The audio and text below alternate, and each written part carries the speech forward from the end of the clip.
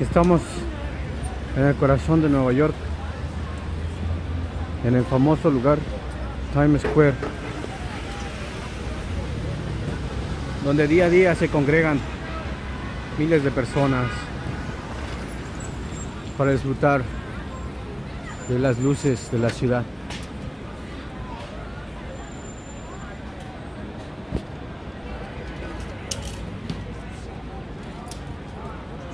Vemos los taxis, las luces, la gente, la policía.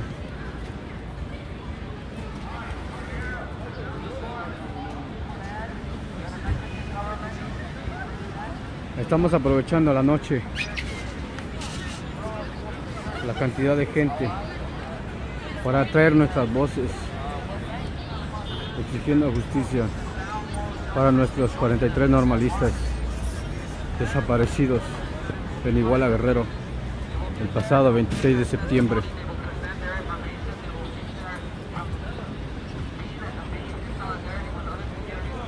Nuestro deber como mexicanos, como ciudadanos del mundo, como humanos, es levantar la voz por nuestros hermanos del sur.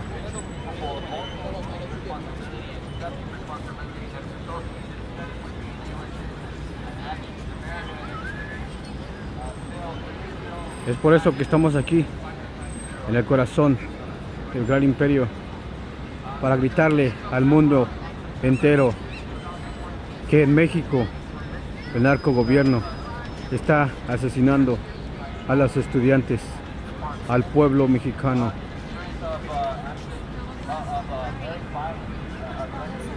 Over 17 people, among them another 3 people who were not students were also killed. One was a taxi driver, another was a 16-year-old student in a bus loaded with children who were in a minor league team and a minor league soccer team. All of these actions are relevant to us here in New York because as taxpayers, as people who consume within this large economy, we're actively supporting the Merida Initiative. The Merida Initiative is a $1 billion package, military package deal that sends arms to Mexico. All of the weapons most of the weapons at least that were used in the Iguala attack that occurred on September 26, 2014 were from the United States. There were a few weapons that were decommissioned from the German government. The German government, at the very least, made a formal arrangement, a gesture towards the Ayotzinapa Normal, the college from where these first-year students were from, and actually apologized. Now, right now, there's a Euro caravan doing exactly what we're doing here. They're trying to give a new consciousness to a public over there, which they believe is morally capable of making their own judgments about what they want to be complicit in or not. So, as we are gathered here today, as we try to gather more information for the rest of us here, we're trying to also make you come out to the march tomorrow. The march will be held at Washington Square Park near NYU, and then we will go towards the UN. The UN has also taken an interest in this issue. This is a global matter. I know it's a little silly to be here right next to a consumerist fashion district, place that encourages you to consume and not think about politics. But I think it's very appropriate to use this well-lit public space for something that's actually beneficial to you and I. We believe that you're capable of saying, look, I don't want weapons to be shipped to countries that are going to use them against their own public. Look, I don't want to be a part of anything that's violent. Even if I don't care about the public, I care about my capacity as a taxpayer to decide what and what I don't fund. We believe that these 2 judgments are within your grasp, and that by coming out to the march tomorrow, you will be manifesting your capacity to make these actions in your name. We believe that you're capable of making a sound moral judgment. We believe that if you join us tomorrow at the march, you will learn more about these issues.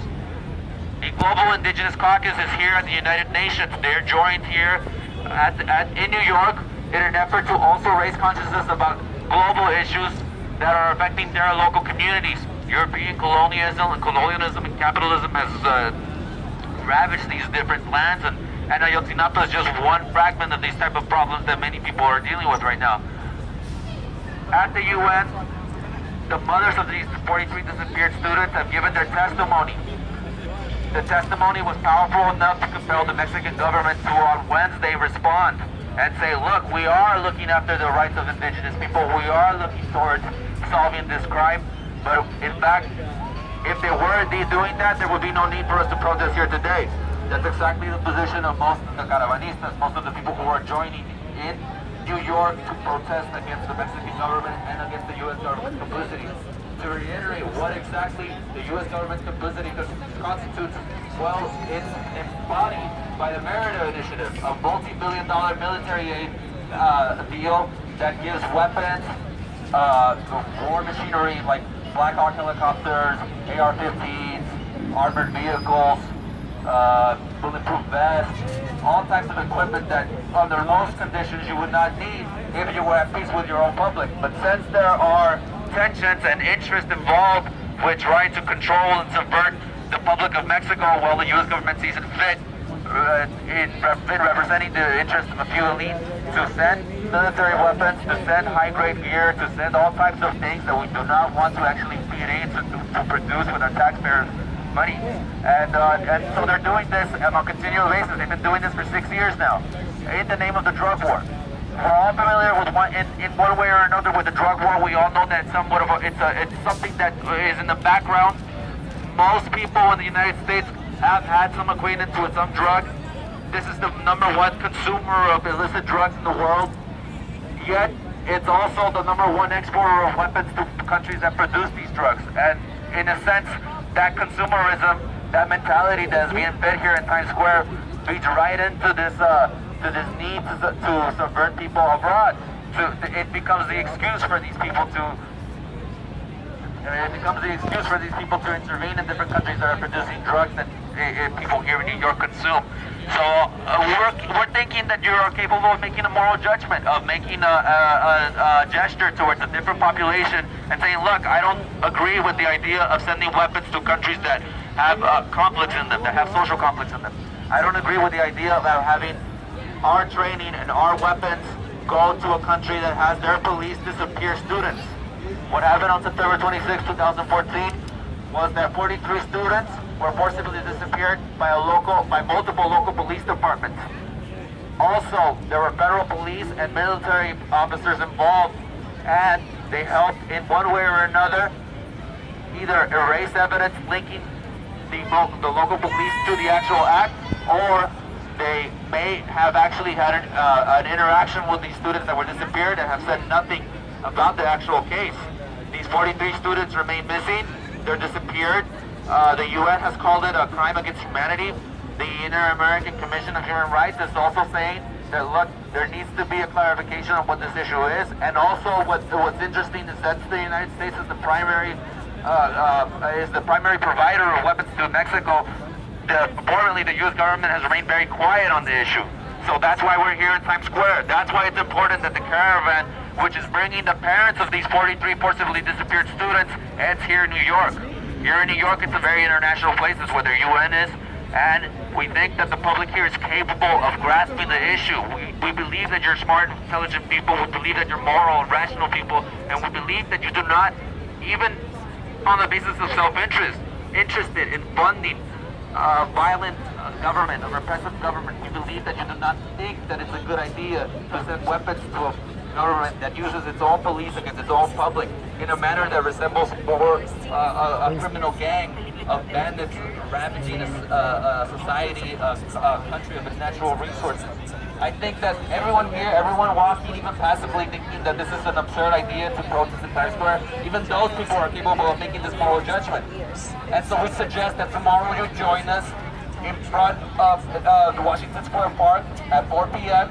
and join us in the march. The relatives of the 43 disappeared students will be present. They will give their testimony. There will be translators. There will be many different groups there too.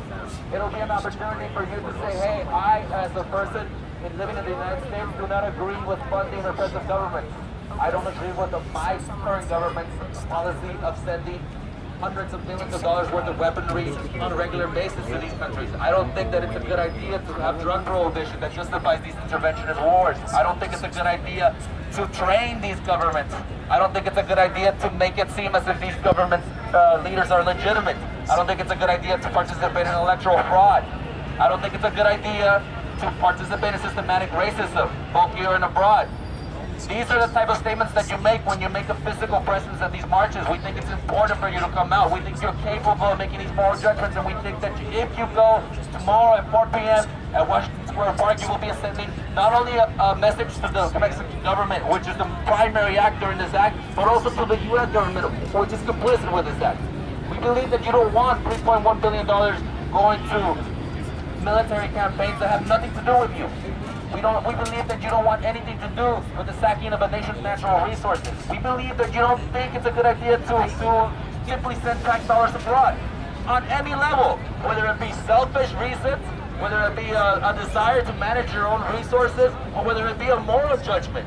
Even if it were more expensive to not intervene in Mexico, we believe that you're capable of saying, look, on any grounds, it's not a good idea to intervene in Mexico. So that's what our message is today. That's why we're here. That's why it might look a little fuzzy, might look a little crazy to be in the middle of Times Square, the consumer's capital of the world. But we think that you're capable of making the right moral judgment even here. So tomorrow at Washington Square Park at 4 p.m., we're going to be marching from there to the UN, and you can join us. You can make that statement just by being there. Actions speak louder than these words. And I think it's a good idea to send a message to both of these governments. Since you're in New York, you would be sending a message to many governments because the UN is here. It's of great importance that you make it there. So that's our message today. Viva los queremos. Viva los llevaron. Viva los queremos. And that's why it's so important that you go there tomorrow. Please go. Porque vivos los llevaron. ¡Viva los queremos! Porque vivos se los llevaron. ¡Viva los queremos! Ayotzinapa vive. La lucha sigue. Ayotzinapa vive. La lucha sigue. ¿Por qué? ¿Por qué? ¿Por qué nos asesinan si somos la esperanza de América Latina? ¿Por qué? ¿Por qué? ¿Por qué nos asesinan si somos la esperanza de América Latina?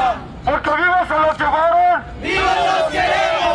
Porque vivos se los llevaron. ¡Viva los queremos! ¿Cuántos fueron? 43. ¿Qué queremos? ¡Justicia! ¿Cuándo? ¡Ahora!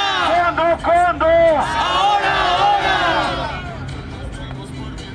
We are here because 43 students, 43 kids were disappeared by the Mexican government. Let me repeat that once more. We are here because 43 students, 43 kids were disappeared by the Mexican government. And the sad truth is that there is not only 43 people missing, there are 23,000 people missing in Mexico. Tomorrow, some of the parents of those missing students are going to be with us, marching to the United Nations from Washington Square Park.